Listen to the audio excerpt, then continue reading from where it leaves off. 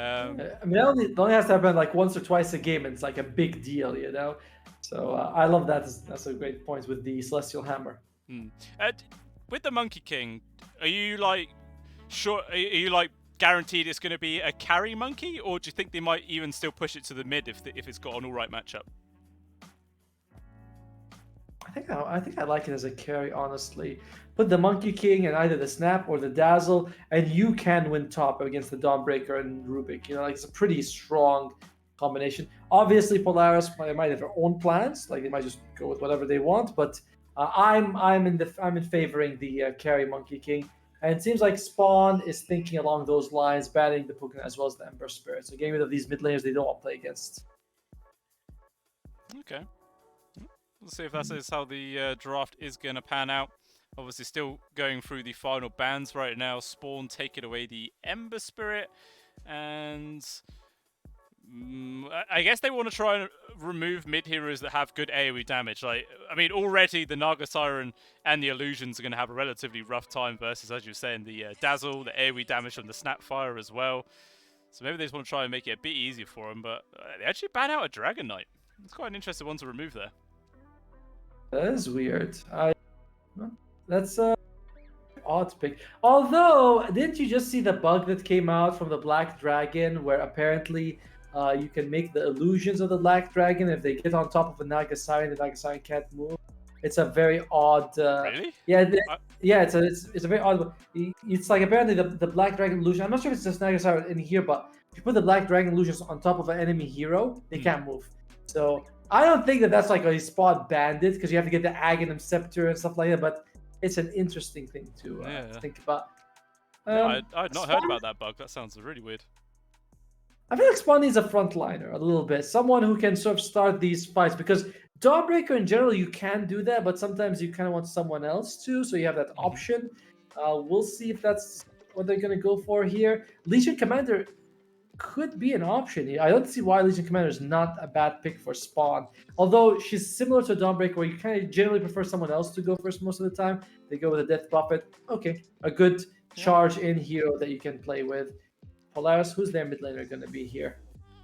Yeah. Normally, Death Prophet is hard to bring down at the best of times, but when you chuck a Dawnbreaker on top of her as well, then the Death Prophet can really just turn into like this proper sentry gunner in a team fight, and yeah, be very, very difficult to bring down indeed. But still, the final pick here to come from Polaris, they got an absolute ton of reserve time to work with, so they could really, really give this some good consideration and thought about what they want to pick up for their mid laner to go versus the Death Prophet here. Are there any heroes jumping out to you? Two heroes come to mind. One's the Kunkka, the other's the Zeus. I like Kunkka against Disruptor. You know, someone gets glimpse, you X-mark them. I do think that Polaris needs someone like Monkey King. Generally, he's a hero who wants to jump second. He wants someone to go in first, take a few hits. Kunkka's great for that. Or he can go completely different routes with the Zeus, get a lot of that magic damage, great against the Naga Siren at all stages. I'm leaning towards one of these two, and Polaris will probably pick neither of them, just because that's how these games work, right? Primal Beast is also in the pool, I believe. I can't see the bands. It's a bit tiny on my monitor, but they go for Invoke. Okay, well, right. Just clear out illusions for Naga. Okay, Invokers. It's not a hero that you see all too often. It's very much a niche pick. You got to have someone who is an Evoker player. You can't just toss it on to any random person and expect them to do well. But I'm sure Mac's going to be able to provide us quite the treat here. It is fun watching someone who's good at Invoker. Like, they can do all sorts of crazy shenanigans and make it into a really, really entertaining game. By the way, I've seen the Snapfire skin on everyone. Everyone's going with the Snapfire skin. Is it like because she's no longer a grandma? She's kind of like this hip girl or something. I don't know. It's cool. Spawn. Anyway, they do have the Dawnbreaker off lane, the mid Death Prophet. Good tower push, great catch with the Disruptor as well. Late game with the Naga Siren, I do feel like that is like their late game is pretty strong. With Dawnbreaker, Death Prophet fall off a little bit. Death Prophet more so, but overall decent late game. Polaris, it's a lot of the game is going to depend on how Bach does in the early game, right? If he just runs away in the laning phase, I think Spawn's going to suffer and maybe probably lose. If not, then I'm gonna go with Polaris. I believe in them. I like Yeah. their draft. I think they're a better team, and I think they did really well against. They have a good lineup. I'm all in on Polaris. Okay, yeah, I think I'm inclined to agree as well. I mean, they definitely got some good team fight going on. You've got the area control from the Wukong's command. You'd have the Mortimer's Kisses as well, hammering onto anyone who gets stuck into it. Obviously, the 2 million spells that the Invoker is able to bring to the table, which is also pretty much all team fight abilities.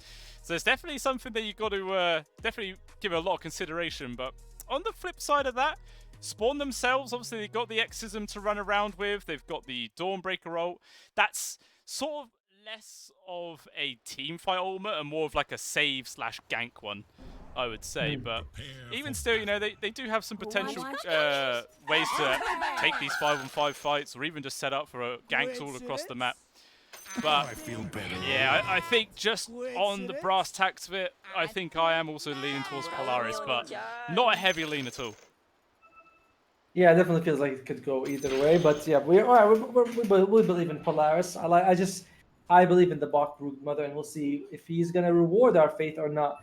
One nice thing about playing Invoker against the Rubik is when he tries to steal, there's like so many good spells, and he gets like 4 spirits, and you go, yes, that's not what I wanted to get in that situation in the middle of a team fight. So, what can Rubik steal in this game apart from the Snapfire and sort of the Boundless Strike from Monkey King? I mean, 3 Dance is also pretty good, but Broodmother, you don't really generally get a lot of benefit from her spells apart from Spawn Spiderlings. The other ones just don't seem that useful. Shallow Grave could be quite a nice steal if you can get it off. That can be that can turn around quite a lot of occasions, and pretty much nearly every single Invoker spell. they're always nice to take as well. But yeah, not quite infinite pool to choose from. Like you were saying, Monkey King's kind of bad, Broodmother's kind of bad as well, and just a couple of spells from the other ones. So not the freest Rubik game we've had so far, but you know, still the potential to do well. It would be nice if he could actually steal Poison Touch and he buys the shard, right? Because then you get the Hex, and that would be pretty damn impressive if you can get it. But yeah, in this game, like, you know, everything from Sapphire is good. There's just like a bunch of decent spells overall. We'll see how it goes. I am interested to see how the bottom lane goes. It's pretty much the best brute counters you have with the Disruptor and the next time. Not in the lane at least. Like later on, these guys are fantastic. But laning phase, Bach should be able to farm decently well. Yeah, shouldn't really get contested too much.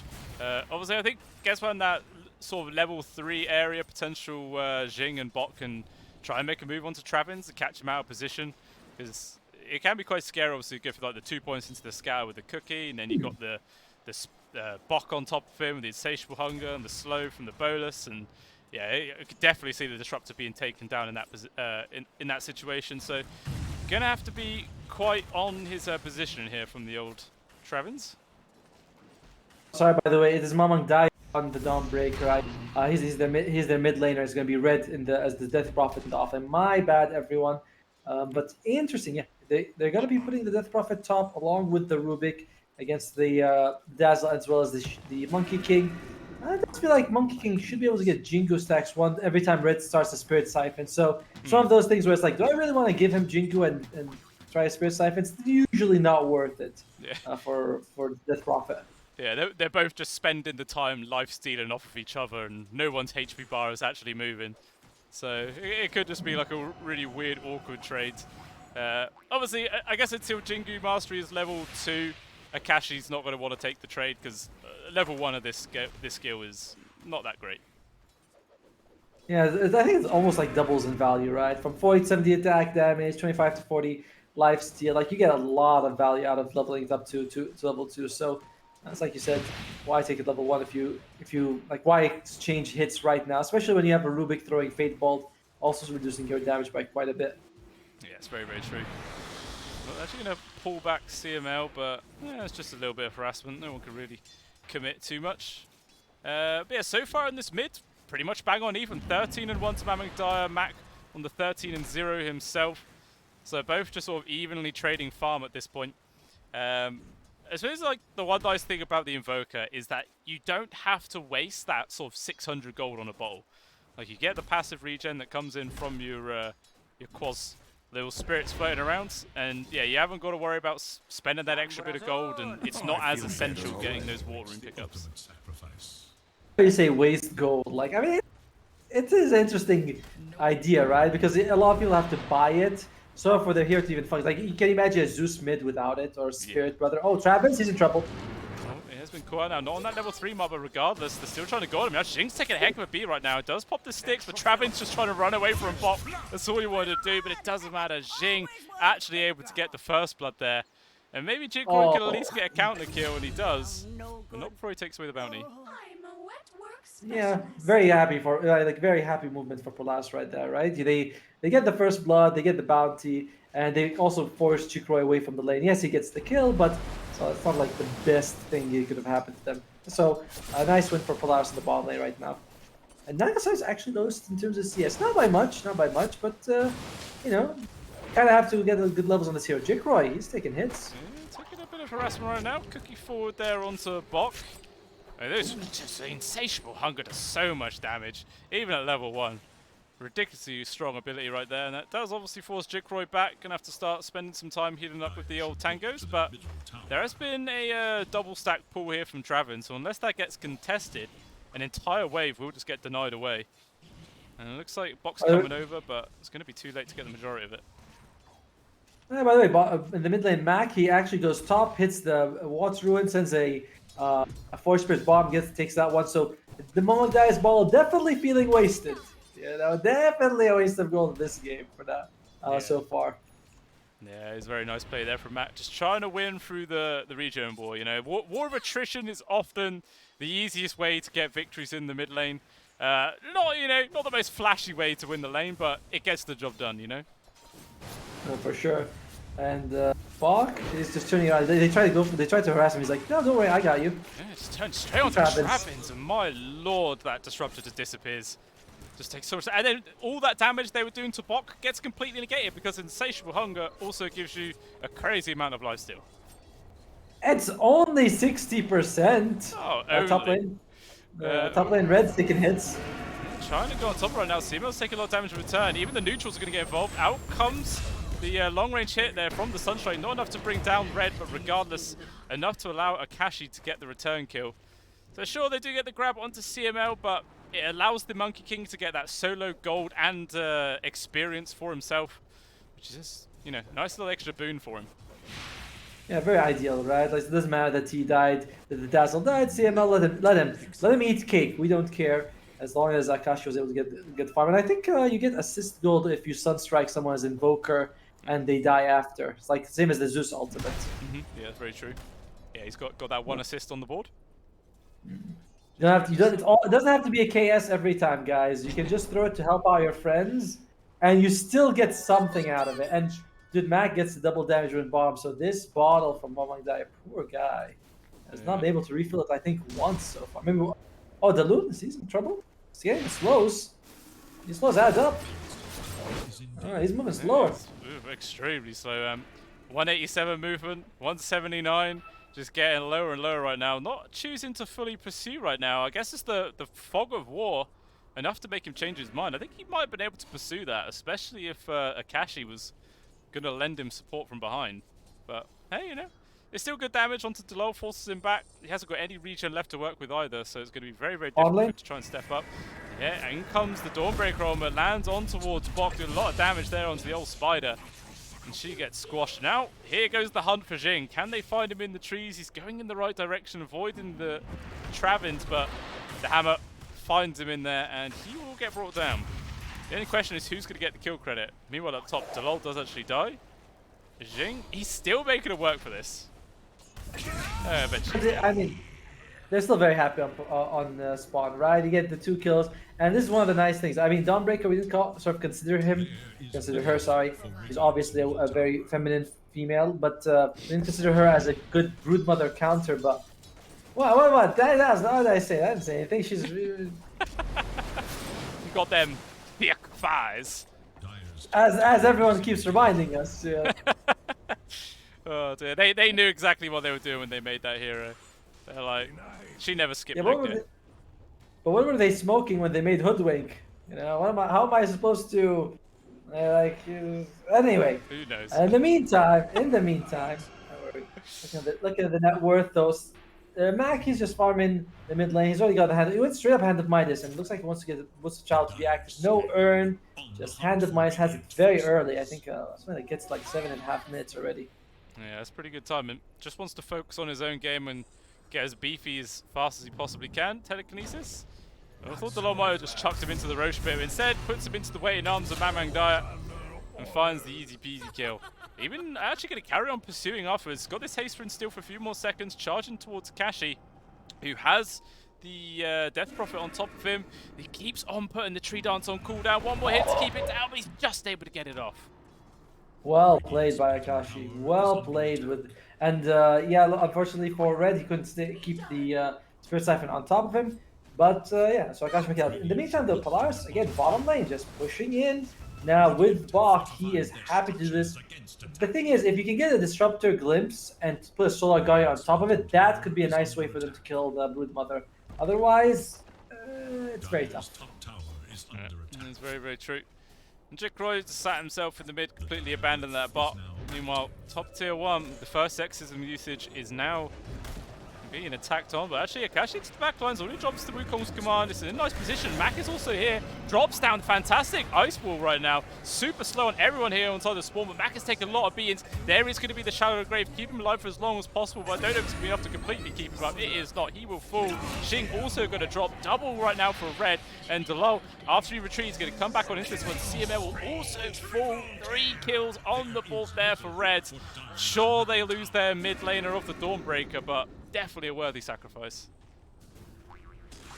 Still, the net worth still in favor of Polaris. That just shows how much work Bach is doing for them, as well as the supports. The supports are farming very nicely on Polaris, but that was a big win for them. Yeah, they lose Mamang Dai in the start of the fight, but it's not the biggest deal for them.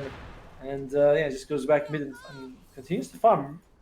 Like the fact that he's keeping up with the Invoker right now, I say keeping up, but at least he's not that far behind. Says a lot. He is the tempo Dawnbreaker. And look, they made some stacks as well, so he can make sure he has a little bit of catch-up mechanic. Very, very, very kind of them. Trying to keep Mamang Dai relevant. I mean, yeah, there is literally 600 gold separating top farmed core and bottom farmed core, so it's just so neck and neck. It's very rare that you get such a small differential. And look at what Jikroy is doing. He's doing the thing we talked about, right? He's going bottom, staying near his tier 2 mid, and sending those illusions to farm up the neutral camps, so that Bach himself can't farm it. So this is a nice. This is why the Nagasai is such a good counter. It's not like a counter like, oh, we can kill him. It's just you counter the play style completely. Yeah, just try and cut off as much farm as you possibly can from the old Brood. Do you think maybe Polaris might start bringing other heroes down here to try and get some pickoffs onto Jikroy, or are they just sort of happy to let this sort of trade or farm go? I think they're happy for now. And honestly, if you pick Broodmother and the Broodmother needs help to lane, you're kind of like that's a very unfortunate. It's like picking Timbersaw and saying I need armor items. That's just not how that's just not how it's supposed to go. So Broodmother should be able to do this lane. And if you bring people down, you might think, oh, why do we pick her? Although bot lane. They're all coming in from Mamang Dai, lockdown on towards Bach, and there's the Brood dead. Say she doesn't want to, want to give her the help, but they might be forced to soon, because that's now the second death there for Bach. Still got 0 kills to their name. And yeah, all of this space just getting soaked up from Jikroy. And the snare is pretty awesome. Like level 1, 2.75 suns, more than enough for the Dawnbreaker to channel her ultimate, which I believe is a 1.5 seconds. Oh, guys, CML getting dragged out of position. Wukong's Command and Morton's Kisses both get dumped right now. The Spawn able to disengage relatively simply. Red does take a lot of damage, and Delo, unfortunately for him, can't quite get out of danger. So, Polaris do force them back. Exorcism was also used as well. Half the duration left, so Red's not actually going to be able to do any damage to this tier 1 tower, which is not good. Second Exo usage, you really want to make sure the tower is dead by that time. And the fact that it's still on half HP, just a big, big win there for Polaris. And especially because they've been doing a decent job pushing the bomb tower. Top tier 1 should be the easiest for the rating to get, but they haven't been able to secure it. They do have a static storm though. They are both of the supports are level 6, so now might be able to see them put out impressive team fight on their side. Overall, even though Polaris is leading, you look at Spawn, you think, is late game a problem for them? I mean, we know Broodmother falls off. Like, that is part of the hero, but so is Death Prophet. But over the two, I do prefer the Death Prophet late game over the Brood. It's going to be Dawnbreaker versus Invoke. I think that's a bit of a tough one, right? It's hard to judge just how strong Dawnbreaker is as a core, but she's pretty fearsome. I don't know if she's better than Invoker. Yeah, it's going to be an interesting sort of late game matchup, as you said. Also, I think as well the Naga Siren's just going to be able to outclass the Monkey King for sure. Unless, I don't know, the Monkey King has like a whole extra item on top. It's going to be a relatively difficult matchup. He's going to go for the Battle Fury, by the way, which I like, right? It's going to help you out against these illusions.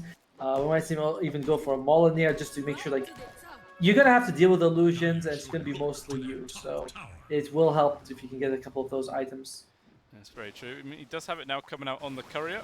Just the Rigum Preservation, or Preservance, what the hell it's called.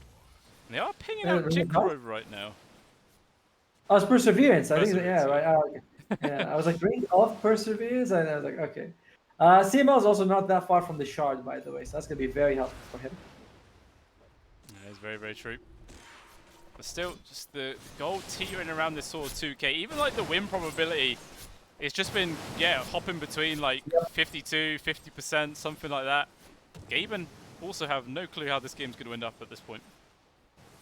Yeah, because it's like everyone counters someone really well.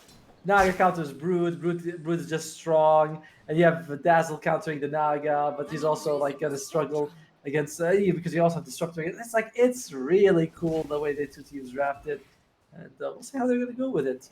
Yeah. For now, Spawn, you know, the Naga Jikro is #1 net worth. He's happy with the game's going, and you have to think again. I wonder. It's like I question: should Polaris be pushing the issue, or are they content with late game? I don't know the answer to that. Like I cannot guess. At the bot lane, Mamang dies, is stalking bot right now. Is he going to be able to get himself out in time? Wants to drop the hammer, but the glimpse is going to drag him back into the Static Storm. TP's though coming on in. CML is going to be there. He manages to get the old shallow grave off. Is there enough HP to regen through it? It looks like he will. Box surviving for now. Mamang trying to just use the ult to TP the hell out of there. And he does manage to avoid danger. He's in the backlines. Mag also got the grab. Travin's just dead there from the cookie. Mormon's Kiss is raining in, but Red just too damn quick and is able to get out. So nice little counterplay coming up there from Polaris, avoiding the death there on bot and finding at least a support pick off themselves. But that did cost a lot of TP rotations. To be fair, though, it also cost Mamang Dai his ultimate, right? So for the next minute and a half, Bot can play a little bit more aggressively because you can see, like, you know, with the ensnare, with the glimpse, like there is risks when he's playing like this deep into the enemy side. So now that Solar Guardian's gone, he can feel a lot more comfortable doing whatever he wants. Mid lane though, for us to try to defend. I mean, they're trying to defend this, but how heavily would they commit? Yeah, gonna better bring it down. There's not really much Polaris can do. And Delol there with his own spider web stolen away.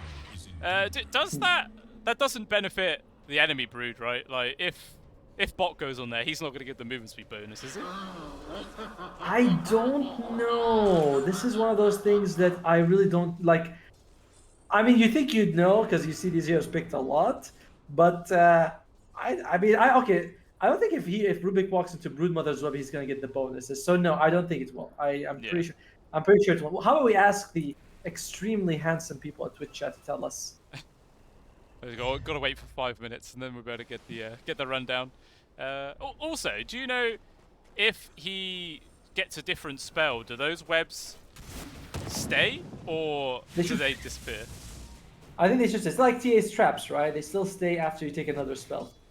Okay, but he doesn't get the movement speed bonus anymore. They're just there. I think so. Well, why? We're gonna keep our eyes glued to the lull, and we're gonna find out what happens real soon. We shall find out. We'll find out. We're definitely gonna be finding out some stuff. And his webs do look different from the other Broodmother webs. So at least we know when he walks into them. Yeah, it's very true. So we got a bit of web-on-web action going on in the Radiant jungle. Meanwhile, up at the Dyer's one, just a couple of spells being thrown out. No one really getting caught. But it looks like Red as well as Delol, they're going to be able to find the grab on towards Jing. Stolen away onto the cookie, locking him into place. Bok is trying to help out, but it doesn't matter. The Snapfire is just dead. And the web's disappeared. Yes, they did. I looked at that immediately. And then when he walked into the enemy webs, he wasn't getting the extra bonuses. So two important mechanic questions answered just now. There you go. That's it. That's what this tournament and stream is all about: answering the real questions of Dota 2, and we have done our job valiantly. Although, For sure. that's pause. That's a pause. That's a pause. That's definitely. Jing, by the way, he is pretty farmed compared to the other supports, right? Like he's standing around with a glimmer cape while the rest of them. There is a shot on CML, and we will see Dalul. So Dalul starts racking up there. He's got the Philosopher's Stone, the best item. Like this is the best tier 2 item by far. Oh yeah, absolutely love that item. It just it makes you go from feeling someone who can only buy wards and dust to you can actually get an item now. It feels amazing. So good.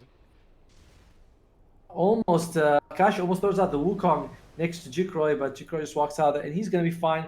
He does have the Orchid now. He's going to work up towards the heart, and he's got a Pupil's Gift in his quick buy. I didn't know he could do that. Do you see it? Yeah. That's weird. That's weird. That's very interesting. I mean, Ice Frog. They do have a Pupil's Gift on their team, and it says it's in the possession of Nagasai, but I guess it's just in the base coming out on the courier. I don't know. Very odd. It is. I don't know. I mean, we are seeing some leaks happening about the next patch, which I'm looking forward to quite a lot. In the meantime, well, yeah, I feel like Polaris, there's their aggression. Both teams just playing for the late game, and that is the big question mark of who has the better late game. Invoker and Monkey King with a Broodmother, or is it the Naga Siren, the Dawnbreaker, Death Prophet? Like it's a bit of a weird combo of heroes. I still hedge my bet a little bit that Naga Siren is the strongest among the group, but the support staff Invoker can do a lot. Yeah, that they can. And still not seeing the net worth leads change whatsoever. Still just like I mean, it's been slowly brought down there from spawn. It was once like 3,000-4,000 for Polaris, but just 1,000 now. But you know, they have got a steady little increase of the win probability, 54% for them. But again, this game just really feels like it can go either way. I think we're going to need one big 5 versus 5 fight to actually tell who's in the lead. Another thing is that we can start looking at Roche and think that which team is more likely to take it. You know, that might be a point to look for. Spawn still has their tier 1 top lane nice and healthy, which means that they always have access to Roche. In the meantime, Polaris has all their tier 2s, which means that Outpost cannot be taken.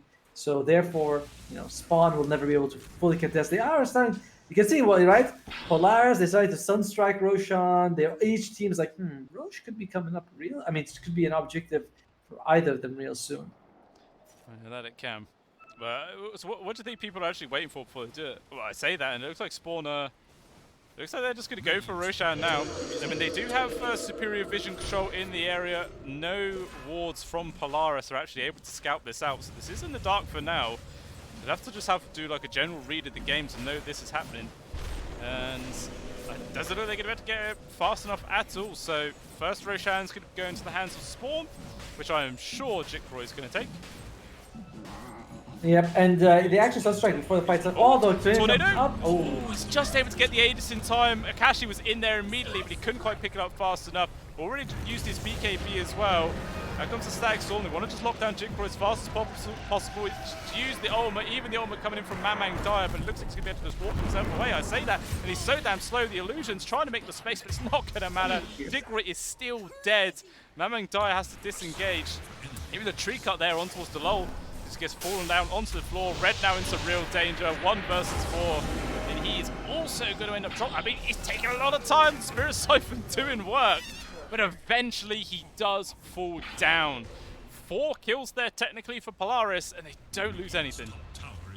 Massive. I mean, the BKBs that coming out of Akashi as well as Mac, so they're just able to walk in there.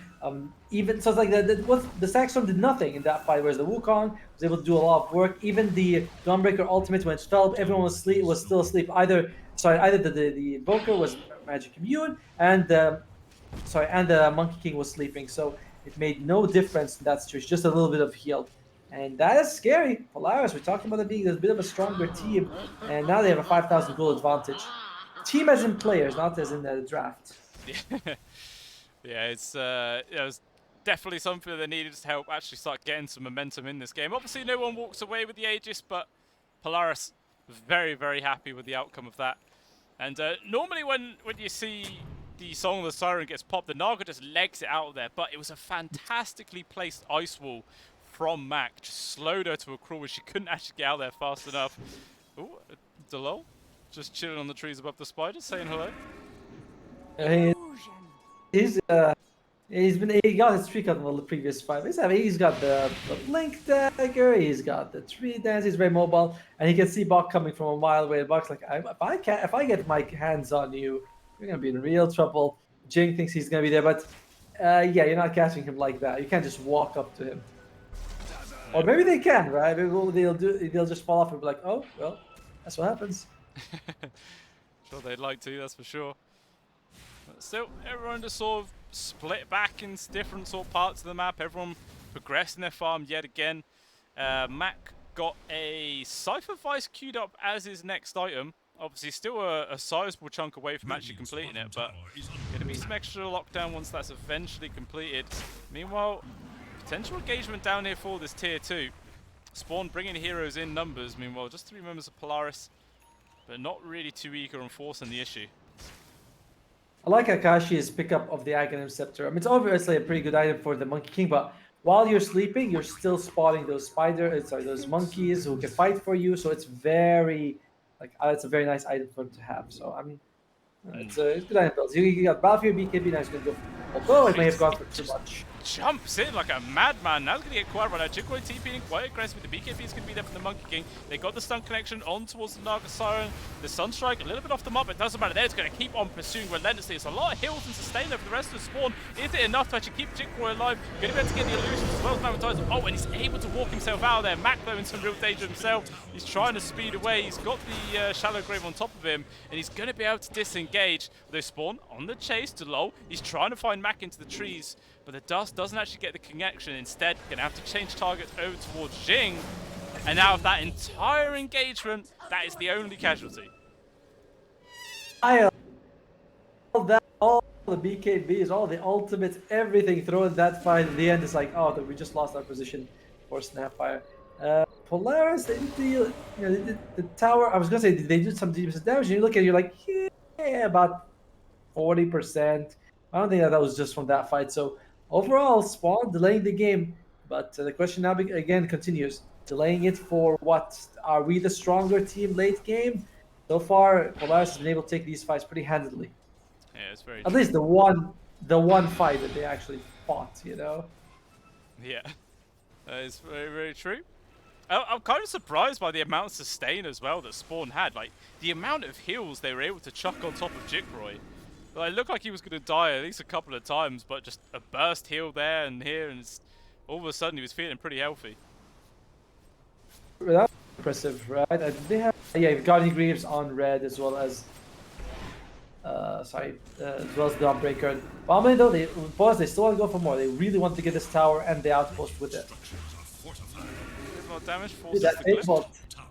Do you hear that Fate Bolt? It lasted forever. I believe Fate Bolt after something like 24 jumps, it does 0 damage. It's kind of crazy how that works out. So it just threw it out and it's just like it jumped through all the spiders for like 5 seconds. Yeah, just looking flashy is all.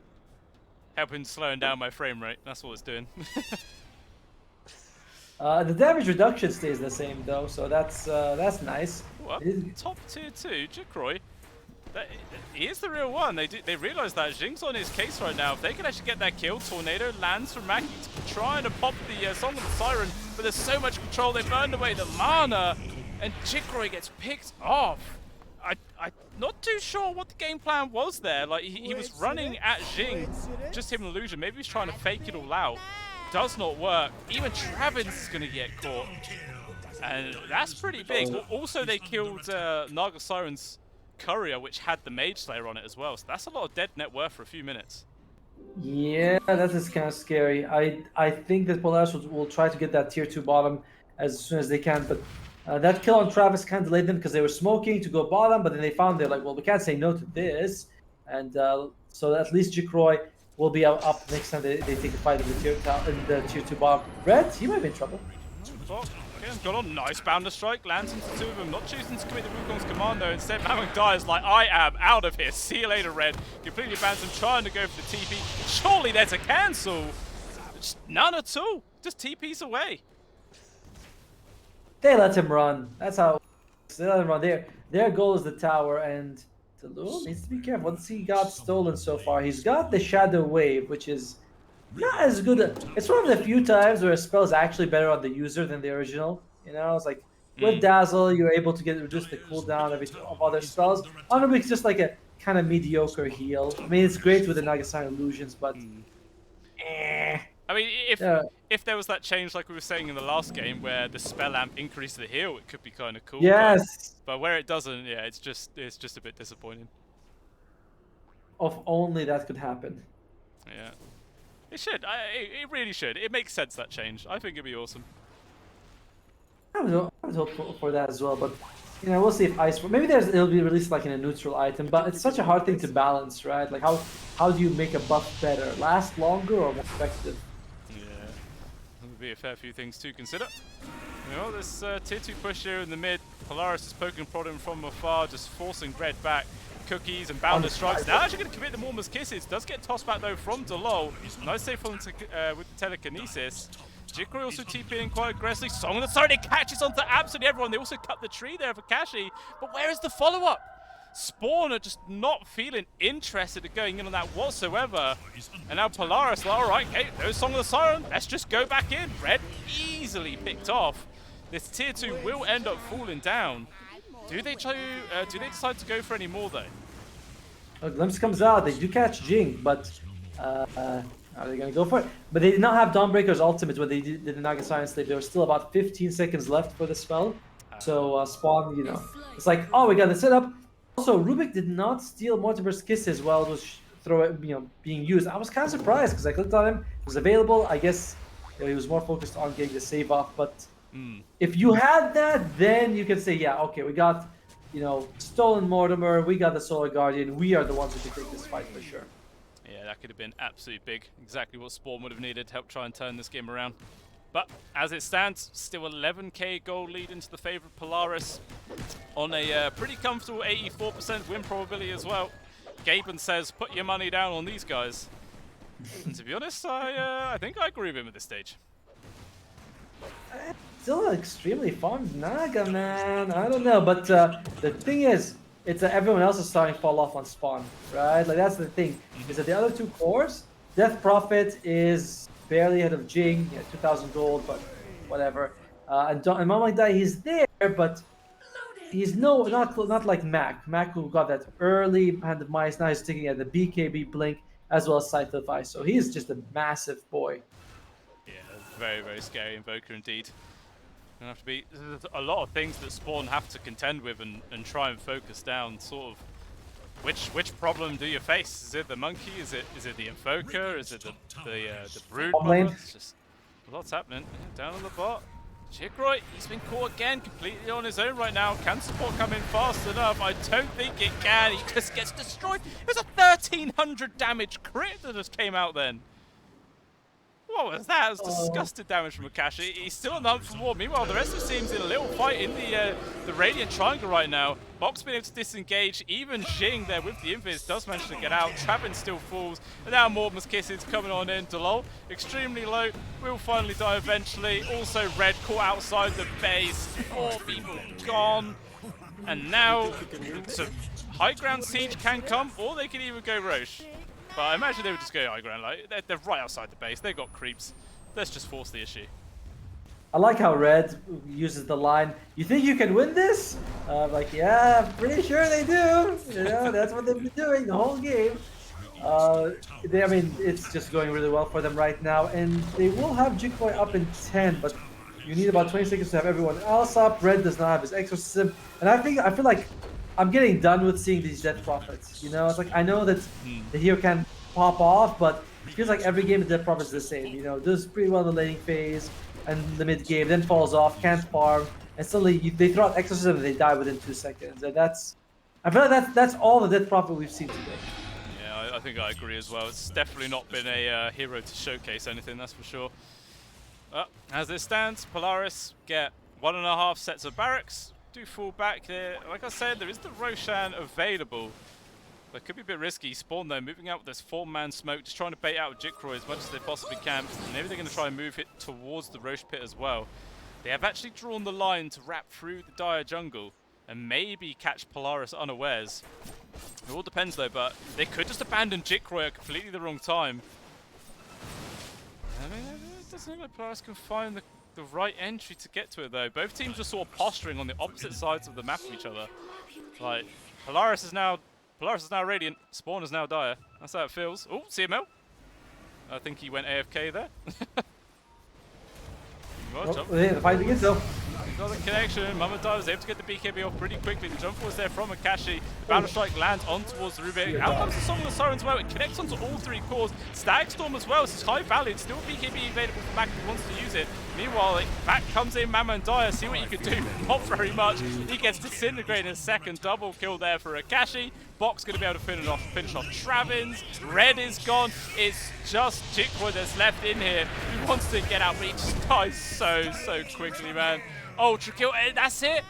They tap on out Polaris. Take game number 1, this best of 2.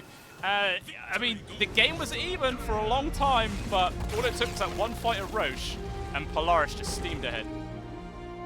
Yeah, and the fight after as well, the one we just saw like a couple of minutes ago, where they were using the Naga Siren Sleep, and unfortunately they didn't have the Dawnbreaker ultimate available. They didn't have a stolen Mortimer, so it's just Spawn. They went for an interesting job. I do think they had counters to the enemy. I do think they had options and stuff, but at the end of the game, these countering a Broodmother, it's still incredibly tough. Like, you might have the heroes to do it, and it's still something you wouldn't be able to pull off in most games just because of how difficult. I still feel like a lot of it comes down to the Death Prophet pick. It's not really Red's issue. It's just that the hero in general, you play it against the Monkey King. You can't go close to Spirit Siphon most of the time, and you weren't able to take those buildings early on. The hero just falls off.